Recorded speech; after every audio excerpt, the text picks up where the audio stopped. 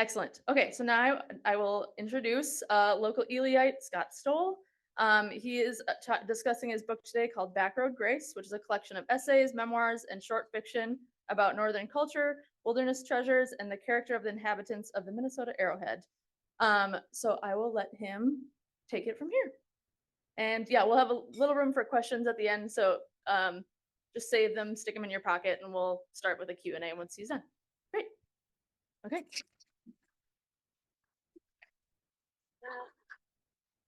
Where do you go? Will you let me push out? Yeah. Close enough. Good enough. A little, like, 15 to, and then another. Oh, that'd be good. Thanks. Well, thanks, folks, for the chance to share some of my stories today. I also, as you can tell by the banner behind me, I need to thank two organizations. One is the Donald G. Gardner Humanities Trust. And I also want to thank the Arrowhead Regional Arts Council, because if it wasn't for them, you wouldn't be hearing any stories today, or seeing it, I should say, in published form. It just wouldn't be a reality. It didn't occur to me, but there's a third person I need to thank today. She's sitting over there. She proofread my book and actually made it sound like I could put a sentence and paragraph together. Her name is Mickey White. And so this is what you get for getting the Girl Scout cookies. My book, Backroad Grace, it's in large part a compilation of stories that were broadcast on public radio station KAXE, and some of them had also been previously published. This reading is particularly special because it's in Ely. And so many of the stories are from around this area. As I read along, you might even be able to guess, like, oh, I know where he's talking about. Or you might know the names of the people in them. Might even be you. But most of the names are anonymous, except for one, and that's my wife, Diane. She couldn't be here today. But you'll be hearing her name a lot in the stories, or reading it if you purchase a book. Shameless plug for afterward, so please stop by. I love hearing stories about how other Ely residents came here to live. And I'll just give you a quick rundown, overview of ours. I was born in Philadelphia, grew up in Chicago, went to school in Wisconsin, and I worked some. So that's the first 46. Then at that time, Di and I encountered a strange series of events, and we both found ourselves unemployed at the same time. So we embarked on the standard job search and kept coming up short time and again. Finally, we just looked at each other and said, you know, you can be unemployed anywhere. So we headed north, and we didn't have jobs lined up. We didn't know anybody in town. We just leapt and hoped that the wings would appear, and they did. So like a lot of Ely residents do, we pieced employment together. I was one time a bartender at what is now the Boathouse. I also was a cutter for wintergreen. Oh, the Boathouse used to be called Cranberries. This thing keeps getting tired on me here. So wake up, fella. And I was a cutter for Cranberries, and from there I was the editor of Ely Timber Jay. I moved on to WELY, and I was on the morning show. And then I became a freelance writer, and I still drive shuttles for Ely Outfitting in the summertime. It's a great job, and it's an even better way to get story ideas for things to write about. As we go along, or even afterward, I'd be happy to answer any questions. So please, if you want to know about the writing process, publishing, whatever, let me know. Ely, though, wasn't the only town where Di and I lived. How many people here, we'll do a little audience participation. How many people here have been all the way up to the top of the Echo? Okay. If you haven't, I highly recommend it. There's a town up there. The name of this story is called What's in a Name. The town is the kind of place where people in the witness protection program go to live. It was exactly what my wife and I, Diane and I, needed at the time. Not to vanish from thugs and mobsters, but more to shelter ourselves where no one would follow. Its name is Bike, an unincorporated hamlet in northern Minnesota, just a few miles southwest of Canada. Actually, if I'd have trailed a deer there during hunting season, I could have accidentally crossed the international border with a loaded gun. But it's not as if anyone would have noticed. The population is so small, it's countable at any given moment, depending on how people made it through the weekend. Its name is spelled B-U-Y-C-K, but pronounced bike, like the short form of bicycle. For panache, a children's bike was affixed to the top of each town sign at the two road entries. A handful of buildings are scattered across the 2 or 3 mile stretch between the signs. They comprise the basics: a cafe, machine shop, fire hall, church, and 2 bars. According to local lore, one of the bars was also a brothel way back when. Today, that establishment features a different amenity, a 9-hole golf course. We rented a house trailer at the end of a gravel road. The trailer overlooked a wandering river from the middle of an old farm pasture. But sitting up high, it was exposed to extreme weather. Summer cooked us like a sweatbox. Mosquitoes found a way inside, and we wore bug spray to bed. The repellent kept them from sucking blood, but it couldn't fend off the torturous, high-pitched whine of their invisible hovering beside our ears. Eventually, we tracked down their secret portal, the uncovered chimney of the unused fireplace. Then we choked them off with a screen. In winter, the front door froze open and the rear door froze shut. Clotheslines secured us inside the open door.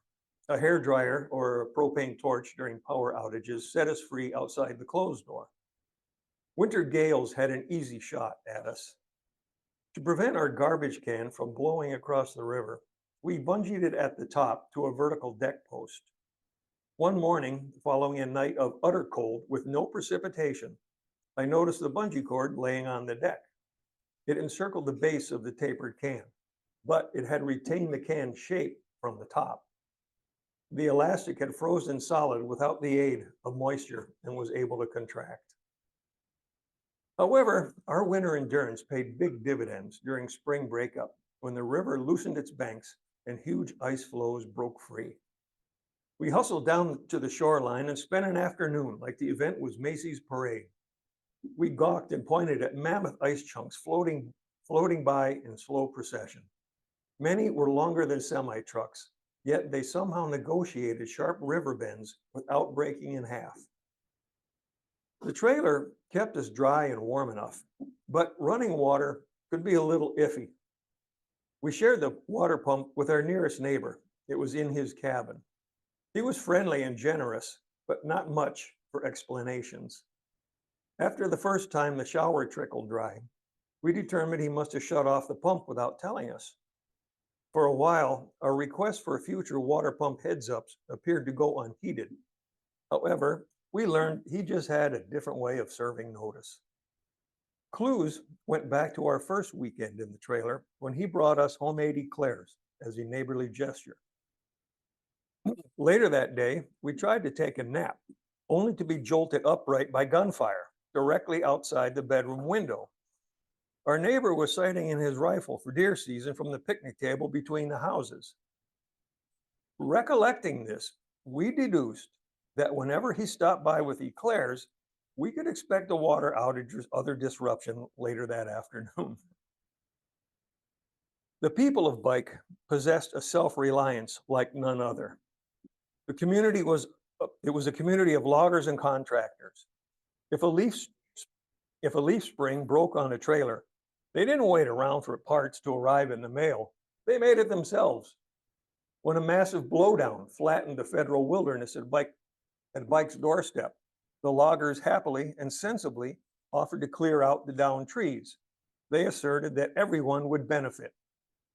They'd earn income while removing fuel that kindles wildfires. but red tape bureaucracy doused the idea. Bike also afforded magnificent wildlife encounters.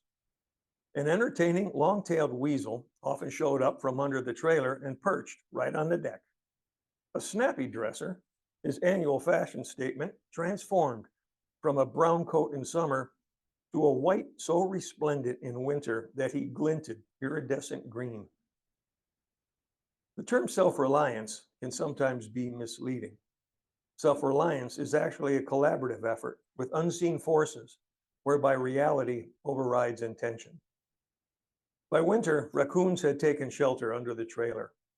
Word had it that they do more damage than bears if they chewed their way indoors. So the landlord had a leg hold trap set beneath the trailer. A week or more later, not a raccoon was in sight.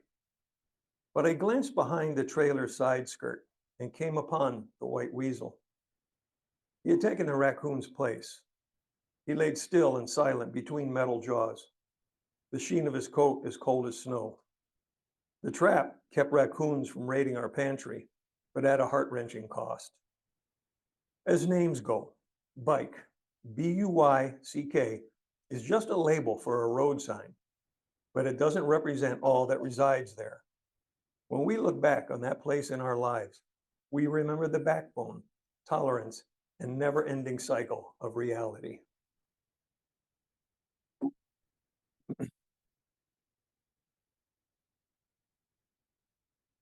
Yeah, I'm gonna make it skip. Okay, thank you. Actually, I have these too. You know, this is a good preparations for such a season just around the corner.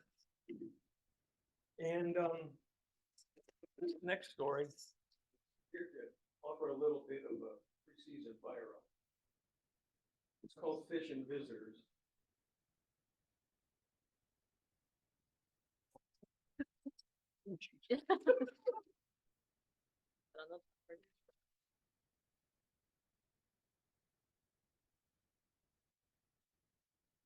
Good enough? Okay. All right. Fish and Visitors.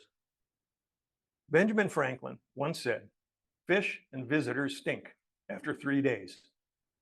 But I'm guessing he's never been to Ely, Minnesota.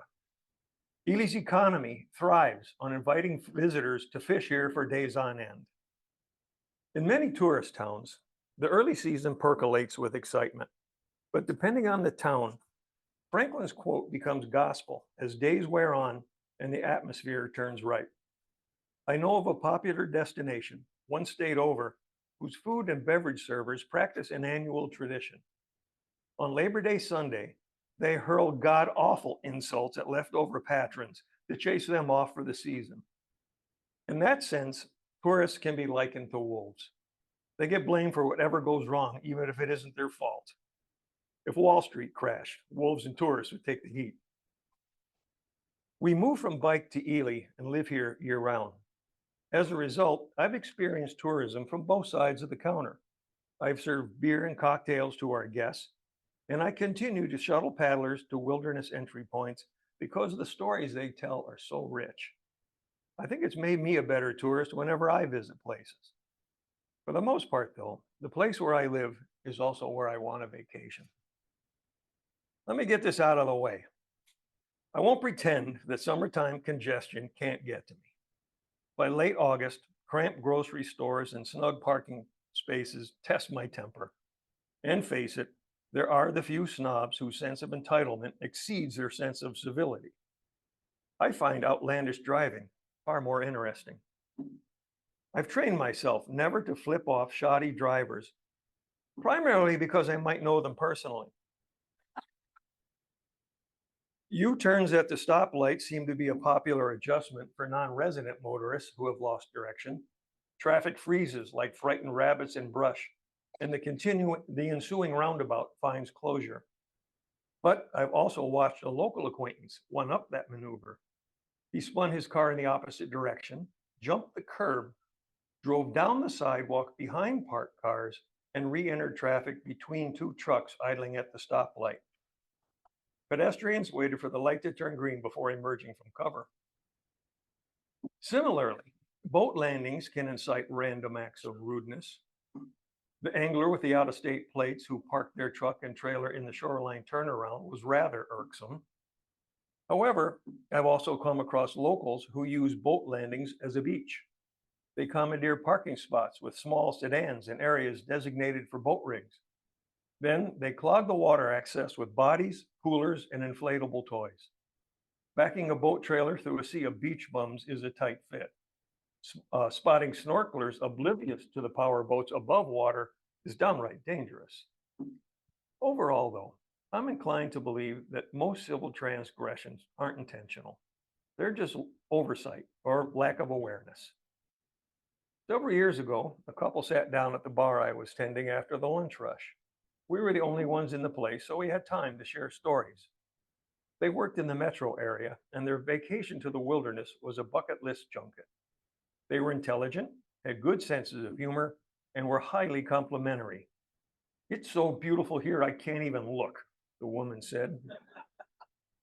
Both acknowledged they'd love to live here year round, but questioned what they do for employment.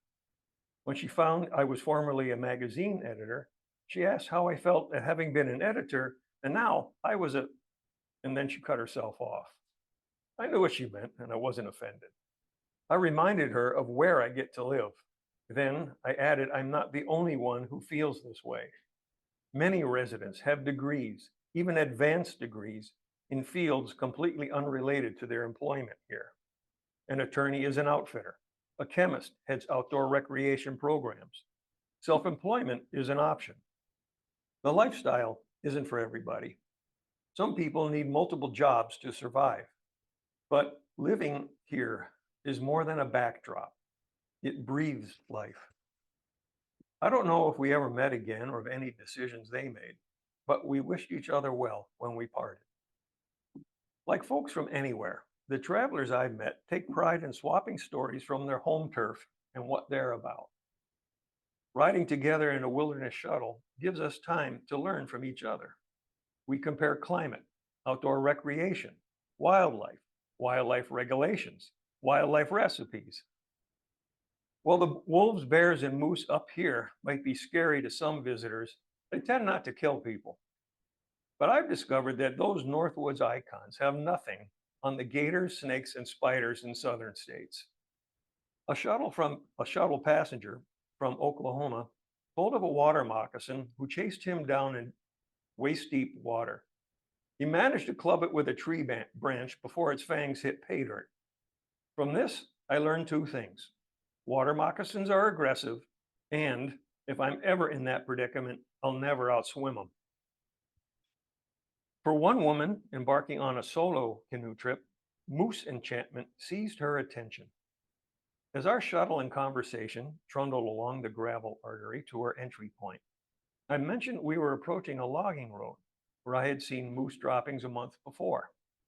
Such was her rapture at the chance to experience real moose poop, she happily delayed the remaining drive. We located the droppings, and she took a picture of them with her phone, placing her thumb directly beside one to give it scale. Sometimes wilderness visitors with the least experience embody the most sincerity. A member of a group I transported discovered a tick on himself. The group discussed it, and he said he'd take it home for a friend to see. I began thinking that maybe none of them had camped or fished before. Then another group member confirmed my suspicions. He was intent on the proper care for the leeches in the plastic locker, but it wasn't to ensure that the leeches survived as fresh bait. He was talking about their survival period, what they should eat, and how much water they would need. I just can't find fault with such concern for other beings. The more we learn about the wilderness, the more we learn about each other, the more we'll respect all of it. Call them what you will, visitors, travelers, sightseers, strangers, or something less complimentary. Welcome, you tourists. Glad to have you.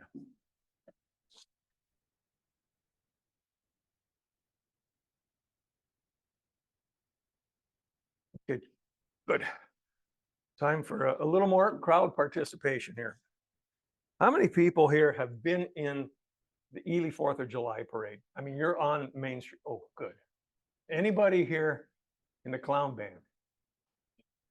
No?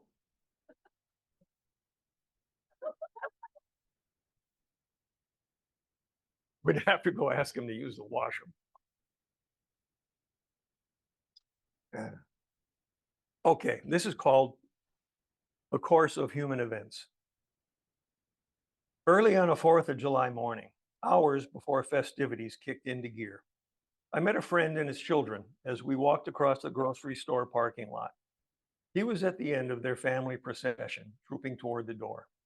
We exchanged local pleasantries about the day ahead, pretty mundane stuff, then went about our business.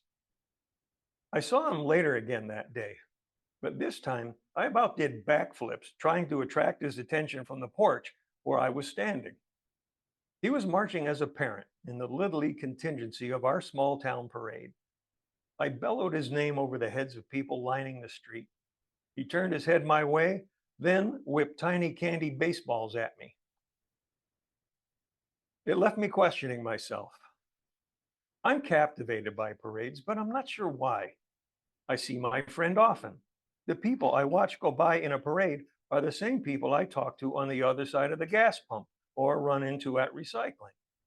Yet, waving and pointing at them from the sidewalk as they walk down the middle of the street feels so much more worthy of overjoy than at the grocery store.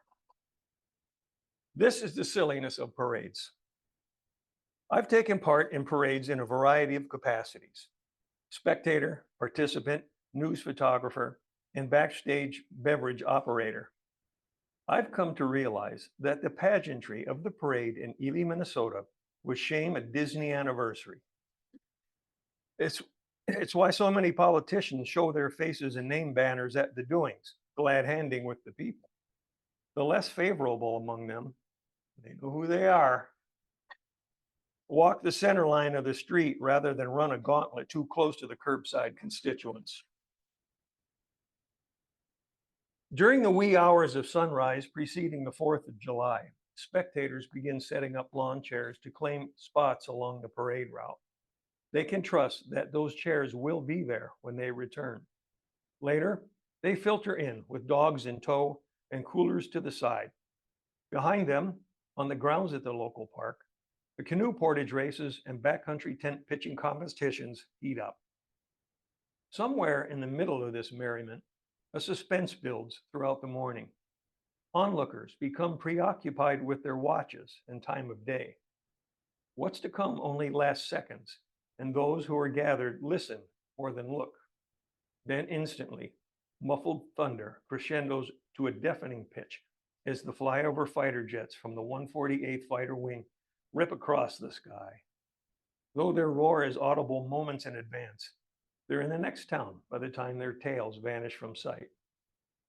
Not to be outshined, Ely extends this excitement with a flyby of its own.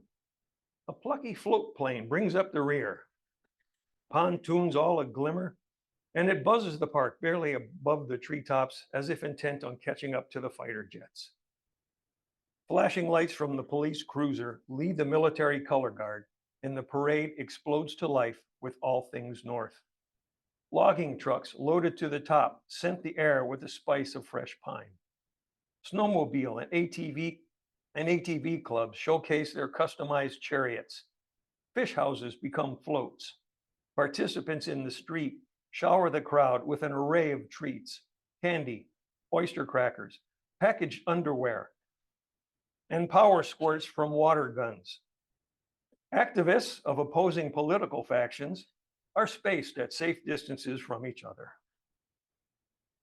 The Ely Lawn Chair Drill Team delights spectators with a choreographed salute to backyard furniture.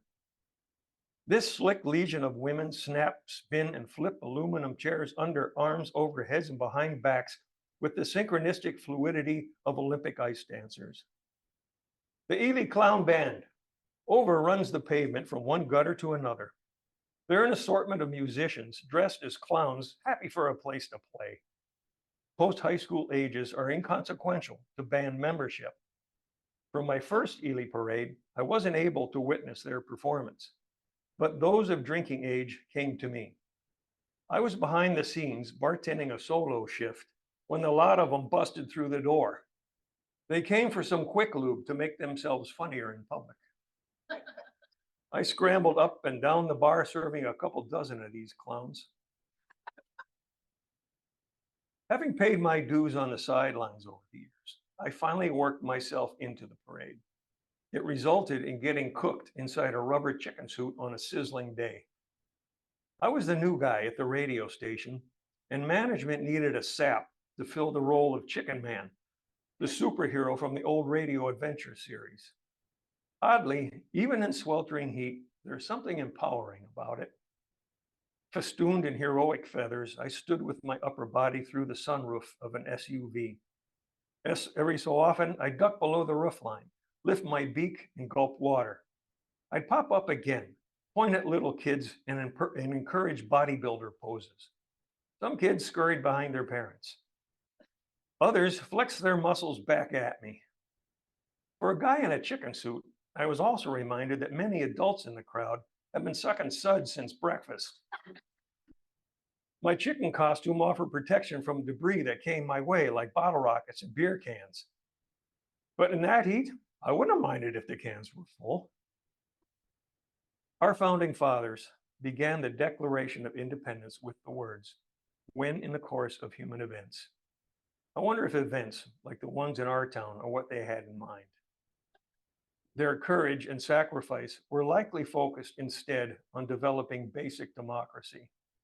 Celebrating with harebrained whimsy is just one of our indulgent freedoms that transpired later. Courses of human events still play out around the world today in countries whose citizens would rather not walk down the middle of their street being pointed at. I'll be mindful of that, even if I never wear a chicken suit again.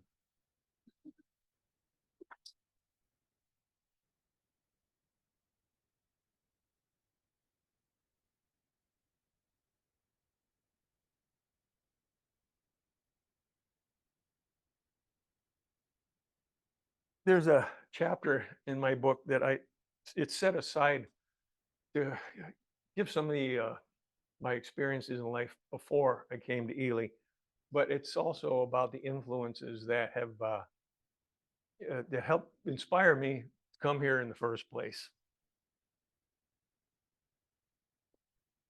This is about a camping trip, family camping trip called Trail of Intentions. My dad was one of the big influences. My dad appointed himself director for a family camping trip when I was too young to understand what laugh about it later meant. At the time, I'm not sure Dad understood it either, but he was determined to show us the outdoor life. The guy took a beating on my behalf. It began with marshmallow practice after our first breakfast. We'd be having s'mores throughout the week, and he coached my sister and me on how to toast the perfect marshmallow. Prior to that, my experience with a marshmallow skewer had been self-taught. I'd stick it directly into the campfire flames, heat the forks until glowing, then use it to burn the names of family and friends into a wooden plank or a split log. Our German Shorthair, Bruno, had his personal marquee prominently displayed above his doghouse door. If life is about choices, then to this day, my sister and I still question what Dad was thinking when he removed a flaming marshmallow from the fire. He studied it, waiting for perfection to radiate before blowing out the blue aura encasing it. Then, like the fire eater at a circus, he placed the charred delicacy into his mouth. A lot happened quickly in the moments that followed. The marshmallow came out faster than it went in. Dad took one step and flung the skewer toward the woods. It spun so fast in the air it made whirlybird sounds across the sky. Bruno watched it sail overhead until it disappeared somewhere beyond the horizon. Now this was fun my sister and I could get behind. There was hilarity beyond measure and became increasingly contagious with each snort and gulp that we uttered. But then our dad turned and faced us. From his lip to his chin, the marshmallow forks had left 2 scorch marks that looked like snake fangs on his skin. Later that morning, The image of this indignity had to be as fresh in his mind as the ointment on his skin. But God bless his persistence, he took me fishing anyway. He normally had several tackle boxes to house his collection of museum quality lures.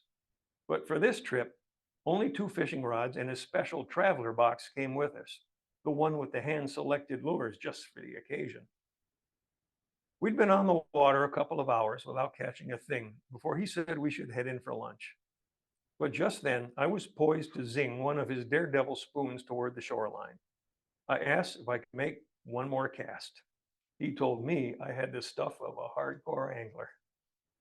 I let it fly, and we watched the lure arc gracefully skyward, but never come down. It soared above an overhanging tree branch, draped across it, then wrapped around multiple times with ever-increasing speed. It dangled high above our heads, unreachable by outstretched arms or an oar. Dad cut my line, a favorite lure, now an artifact in the landscape. At lunch, the announcement of my mishap superseded us being skunked and anything remotely associated with hardcore angling. After we ate, Dad went off by himself and rummaged through his tackle. He returned with bobbers and a styrofoam bucket, then asked if I'd accompany him to the bait shop. This tactical maneuver was designed to improve our luck. We'd use simple hooks, several dozen minnows, and go out after dark to catch those fish by surprise. On that night, a Coleman lantern illuminated our boat from the middle seat. Dad shut off the motor, then surprised me by handing over his fishing rod with the open face reel. Until then, my only experience was with a push button reel that looked like a soup can. He explained I'd need to learn open face reels gradually. We were just bobber fishing and it didn't require much casting.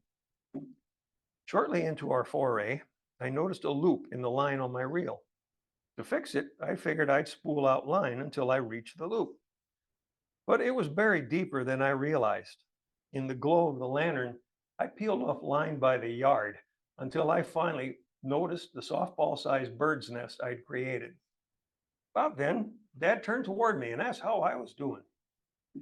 Blurts and sighs from behind tangled line made clear the mess we were in. We were down to 1 usable fishing reel, so we headed back to camp. I'd have done anything to absolve my string of ineptitude. Having reached the landing, I hurtled the boat bow and splashed into ankle-deep water. I snatched the minnow bucket, the lit lantern, and set them on the sand. I scurried back to the boat and yanked it completely onto shore. Had I been looking, I'd have seen Dad leaning over the motor, raising the propeller from the water.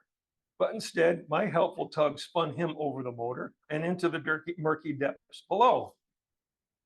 He emerged, drenched but unhurt, and slogged toward land. I didn't wait around. The minnows and I fled up the log steps embedded into the hillside trail. Suddenly, my wet sneakers spun out, and I splayed across the path. Minnows dumped into the woods. I scooped some up, then tried again to outpace the beet red demon stalking me from behind with the lantern and the fangs of a serpent. Bedtime mercifully arrived without further roil. But later, I woke and saw Dad standing at the camper entrance, shining a flashlight through the open tent flap. Soon, everyone got up to look. Outside, a raccoon had removed the bait bucket lid and was feasting on remaining minnows. It looked around casually, as if searching for tartar sauce. Dad told us to stay put. He stepped outside and zipped the tent shut. In the darkness beyond the canvas, I heard calls of the wild that night, the squeak of a styrofoam lid, the rattle of an aspirin bottle, and the pop of a carbonated beverage.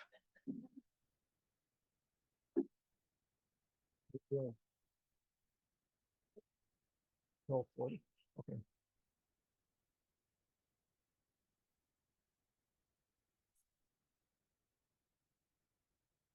For those of you who have gone up the Echo Trail far enough, about maybe 17, 18 miles, this story is for you. Obviously, you know, the pictographs in the area are a big attraction.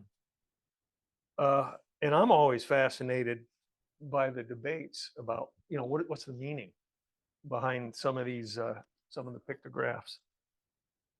I've also noticed that the pictographs are perhaps, some are older than the others.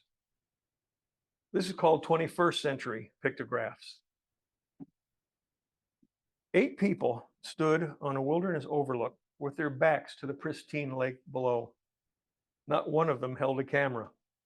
They were seemingly oblivious to the glorious panorama behind them. Instead, they gazed at renderings on a sheer cliff directly beside the gravel road opposite the lake. My God, they were agape. Who'd have thought? That thought likely had little to do with interpretations of ancient pictographs found in these parts. This group stood before a wall of doodlings and text that flat out defaces Mother Nature. Though graffiti artists might disagree, it's a visual oxymoron to the surrounding unblemished magnificence. As appeasement, I try to appreciate this blasphemy as 21st century pictographs.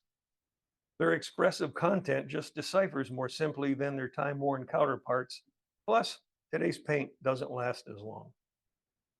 Captivated that such artwork ventured beyond metropolitan architecture, the group absorbed this tableau as if Moses had delivered it personally.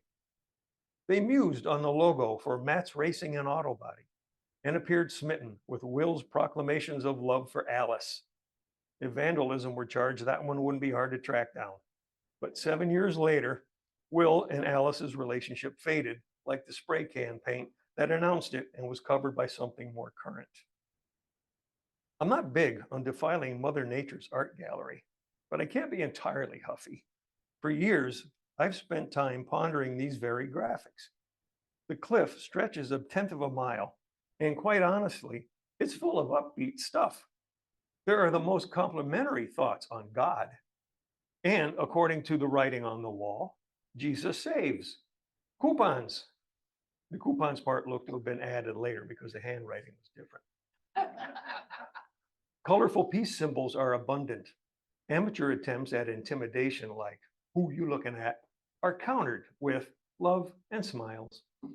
One tastefully done nude is reminiscent of Picasso's Blue Period, a stroke of genius from the up-and-coming artist who probably worked in Rust-Oleum. I must say, considering all that artistic canvas, there's barely a cuss word on it. I've given my life to language and it's meant to be used. So unless I misunderstand some shrouded treachery in the meanings, the rare 4-letter words on the cliffside are pretty mild vernacular.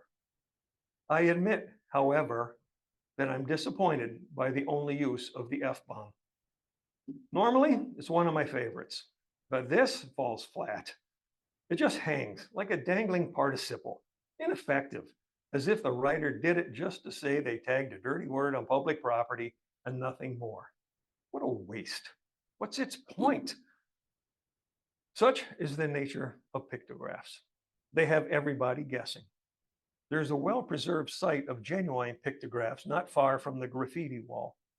It's a 3-mile drive back down the road, then a 2-mile canoe paddle or a snowshoe to a lake northward. The old pictographs are somewhat smaller compared to the roadside visuals that ambush travelers passing by the cliff. Without paying attention, visitors could overlook the ancient paintings. Having lived in the region for approximately 9,000 years, the Ojibwe are considered the likely creators of this artwork. The estimated age of these pictographs is 500 to 1,000 years old. The immortal paint is understood to be a mix of iron hematite, boiled sturgeon spine, and bear grease. Some of the depictions are obvious: a bull moose, a human, a canine, or maybe a cat, and presumably some canoes. Beyond that, only mysteries remain. Scholars hypothesize that they represent Ojibwe traditions, legends, and spirituality. Others speculate that some pictographs are connected to the constellations typically seen in winter. The human among the pictographs has been interpreted as Orion. Thus, the celestial representations could be a celebration of the hunting and storytelling season. Some people have suggested that the drawings possibly serve as navigational directions toward hunting grounds. An ice-covered lake would also have provided better access and firmer footing than open water for the artist while working on the project. Then again, perhaps the pictographs are an early indicator of offbeat humor. Throughout history, humankind has been populated by the exceptionally playful. On the week, day, or whenever these pictographs were created, maybe the artist was feeling a little mischievous, weary of mapping redundant images from one cliffside to the next. Perhaps this painter was an avant-garde at the time, itching to explore, break a few rules, go deeper for art, conjure laughter. That might explain why Orion's image portrays him with disproportionately long arms stretched far out to either side, as if exaggerating the abundance of moose or lying about the length of a fish. It exhibits a common bond of creative minds across the centuries. Orion is telling a whopper.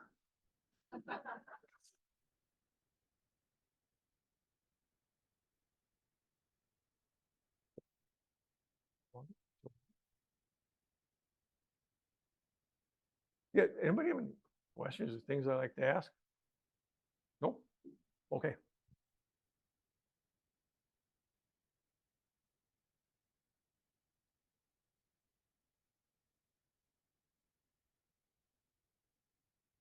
Um, Sled dogs are a popular breed around here. And, you know, I fell for the bait to them, my wife and I, and we have a sled dog in our midst right now. And I mean to tell you, they're an outdoor dog. And trying to train them for indoor behavior, that's a whole different beast. This story here is called From Husky to House Dog. She was born with gifted intelligence, not so much in a bookworm way, but more of a Hannibal Lecter way. She can peer into my soul and know she's got me cornered. It's helping shape me as her dad. Her name is Mustang Sally, and by definition, she's an Alaskan Husky, a working dog. Through centuries of DNA, she was designed by nature to pull. It's an attribute not always conducive to transforming a Husky into a house dog, but her work includes a side hustle. It's to work me over, especially my nerves. Sally was the runt of her litter, as if her mother had just enough cookie dough to squeeze out one more small one. Like all Alaskan Huskies, she's not a purebred. However, she is of Iditarod royalty, an heiress to that gene pool. Her grandfather was an Iditarod champion in 2011. That might sound like lineage bragging rights, but as canines go, it's too much horsepower just to pull a kick sled and walk on a leash. Her cunning operates in a multitude of ways. Diane and I have tried training her through positive reinforcement. We give her small treats when she responds admirably to our instruction, such as urinating outdoors. When she's off kilter, we use those treats to redirect her from whatever is leading her astray, such as a pair of moccasins begging to be snitched. However, she's quickly discerned ways to increase her profit margin. For instance, peeing multiple times in short spurts garners more snacks than a singular extended one. She'll also knowingly misbehave, then sit beside me as if to say, after those monkey shines, I guess I'll need a little more of that positive reinforcement. Her physical toughness became apparent the first time she countersurfed for food and swiped a jalapeno pepper. Far from concerned, I welcomed this educational opportunity. The pepper was my accomplice in the classroom. It would do the teaching. Sally strutted from the kitchen with her jalapeno treasure. But when she returned, smacking her lips, looking for more, I realized there was no defense against this rapid-fire gremlin. With a mouth like a muskie, her puppy teeth have penetrated the sturdiest Carhartt clothing. But her preference is to nip unprotected soft spots on arms and legs. She and I also had a collision that she won. Running wide open, her small 41-pound frame took me out at the knees and flipped me ankles over armpits. She trotted away unscathed. I had broken ribs, a cracked wrist, and a lump the size of a golf ball protruding from my skull. Disciplinary tussles are fruitless, and light skirmishes mount into brawls. To her, that's playtime. If she were a farm dog, she'd be one to chase down vehicles driving along the dirt road. She also scolds anything that's out of place, even if it's inanimate, like water buckets, waste baskets, and brooms. She bites at water from the garden hose and once managed to wrangle the hose from my hand. The hose handle bounced to the ground, fired a stream, and shot me up the ass. There's no looking dignified in the neighborhood under those circumstances. Unfortunately, neighbors are part of the problem. They think she's adorable. Try living with it, folks. I'll say this much, I'm realizing it takes a neighborhood to raise a husky. We now have a waiting list for those wanting to take her ski joring. Making light of her hijinks humors me through my feeble quest for compromise. But I've begun noticing her root beer brown eyes. Sometimes they're disguised in her black fur, or she's too occupied to give me a sideways glance. Lately, though, I've detected expression when we look at each other in the eyes, and I think that's helping settle some of the dust between us. Maybe I'm not an incapable dad. When I've gone to Major League Baseball games, I can't help but observe parents and their children. I see those kids wearing shiny new batting helmets, gulping hot dogs, and dripping ice cream. I consider what led up to that and what makes the moment special for them all. But I'm also aware of the cost for the goodies and souvenirs at major league venues. I think about parents who can't afford to take their kids to those events. I wonder how they overcome heartbreak and respond when their child asks to go. Mustang Sally is still young, and I hope my story with her is long from over. She and I walked to her kennel the other day, and I disconnected her leash once we were inside. Then, as is our custom, I stepped out, closed the gate, and she sat waiting for me to pull a treat from what she figures is my magic pocket. But as I did, I fumbled its transfer to her mouth, and the treat fell in the snow. I dug around but couldn't find it again. It was the last one I had. She stared at the place where it disappeared, then looked back at my pocket. Her eyes asked to keep trying, as if I could take her to a major league ball game someday.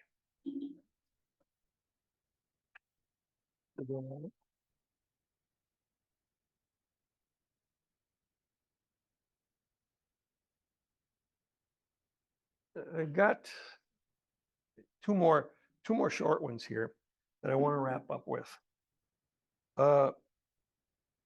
One of them, to me, is just so indicative of the way people in this area look after each other. This is called Northwoods Memorial. The crying ended and the celebration began. Church was rough. This was the opposite. The banquet hall beside the lake spoke to 100 years of weddings, graduations, and hook and bullet fundraisers. It was a spacious log structure built to take a licking. Ancient moose antlers adorned the door sill above the entryway. Framed textile images of boreal landscapes charmed the walls. Box fans whirred in every other window to cool the place down. A photo display of the honoree on a folding table beside the front door. A reflection of Halloween costumes, summer vacations, and deer seasons documented rites of passage throughout the years. The siblings gathered for a group picture to update the family history once more.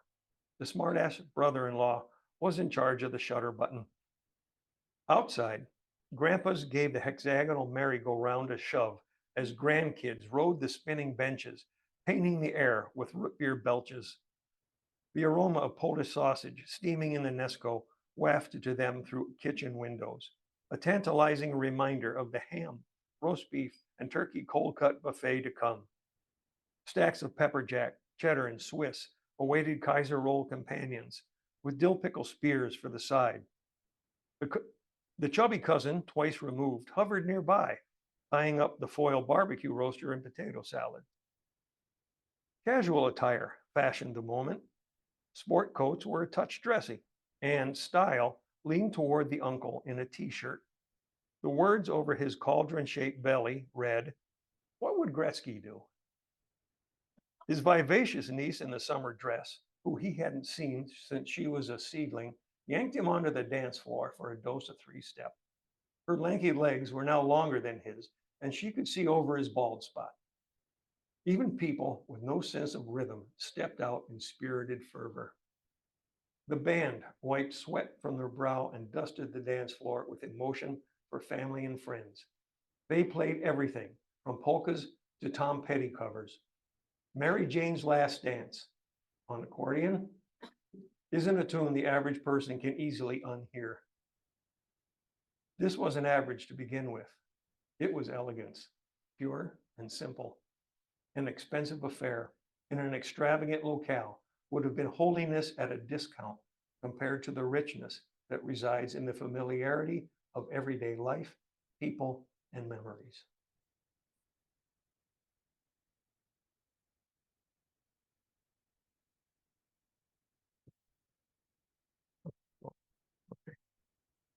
All right, last one, you suffered enough. The book title is also the name of a story in the book. And so here's Back Road Grace. This is another example to me of what makes living here so wonderful. A few gravel roads in the Minnesota Arrowhead end at the edge of wilderness. Motorized travel simply stops. Magical places worth savoring appear, and the journey to them is an education in backroad grace. One of the roads I use often is a former railroad line from the logging heyday. It's not much wider than a single lane to begin with, but it narrows even more in some parts. A grandmother pine shoulders one side, and a greenstone boulder bottlenecks the thoroughfare on the other. Add some snowbank to it, and the road pinches together like a clogged artery. Road rage doesn't cut it on a thoroughfare like that because it's infused with smell the roses transport. In summer, if a vehicle from behind appears to be in a rush, the tortoise in front pulls over to let the jackrabbit pass. In winter, that's not always possible. Vehicles inevitably meet coming from opposite directions, and one or the other voluntarily backs up, finds a wider spot, and the other eases by. I've offered and accepted my share of give and take many times, and with that comes abundance. The final day of last deer season is one example. Blaze orange clothing is highly visible through oncoming windshields and is a pretty good indicator of who's been in the woods looking for deer. I could tell that the driver in a truck coming toward me was feeling chatty because his driver's side window started going down when we got close to each other. By the time we stopped, the snowbanks had cozied up our fenders and we could have reached out to adjust each other's mirrors. The guy from inside the truck tilted his hat back, then pulled the brim firmly down, a most certain invitation for a story. I told him I'd seen tracks, but no deer attached to them. If nothing else, I knew where they were when I wasn't around. He said he'd seen deer in his yard after dark. At least his motion sensor floodlight helped remind him of what they look like. He segued impressively to another story about a hunter in his group who slept in that morning and was late getting to the woods. My storytelling buddy said he watched from his own deer stand as this sluggard practically ran uphill trying to overtake daytime. But about halfway up, the guy ran out of gas. He stopped, sucked wind like a turbine, then leaned on the trunk of a dead birch. Moments later, the birch pushed over, crashed to the ground, and spooked every deer in the forest. An approaching truck slowed as it came up behind our conversation. At the same time, I realized another truck was also closing in on my rear bumper. Both stopped and waited patiently. So my new friend and I wished each other good hunting, shifted into gear, and kept the line moving. I rolled forward about 2 car lengths. The next driver's side window went down. I jockeyed up beside the hunter inside. But in my side mirror, I also caught the scene at my back. 2 trucks were stopped. 2 hat brims faced each other through their open windows. Both brims nodded with stories. With that, I encourage you to pay attention. pay attention to what got you from where you were to where you are, and then turn them into stories and tell the rest of us. Thank you for your time.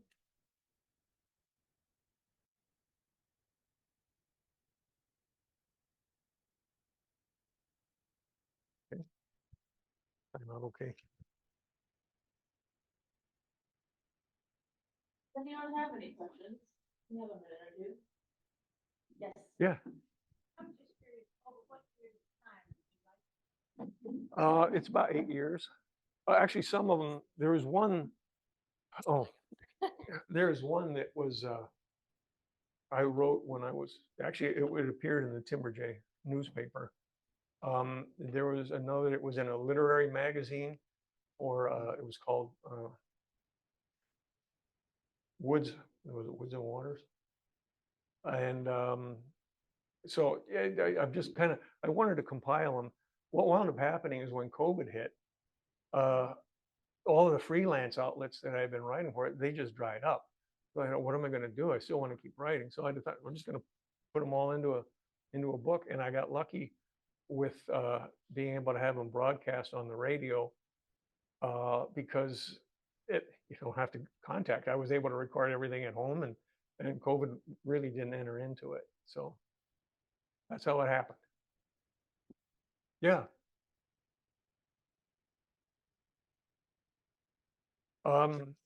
As far as what I got grants to do this, is that what you would like to know? Oh yeah, this is self-published. Gardner Trust, Arrowhead Regional Art Council. I applied for grants and was lucky enough to get one. And I had them. The book was printed down in at ProPrint down in Duluth. I'm finding a whole other phase to this. It's the distribution part of it. I'm working harder at that than anything. So it's I knew kind of to expect it, but actually experiencing it, it's a whole different ball game. So I've been hoofing it. Thanks. Yes, I'll have books on sale. I have them right here. So please stop by if you'd like one. Otherwise, they're around town too. Let me think. They're at Zoops. They're at Paragus. They're at the Folk School. And they're going to be, they're at the Art and Soul Gallery. They're also going to be at Chapman Street Books and at Ely Outfitting Company. Oh, and if you're in Duluth, they're there too at Zenith and Barnes and Noble. Okay. All right, and with that concludes our presentation. If you'd like to get a book or ask more questions, you're welcome to talk to Scott up here. Thanks for coming. See you all next week.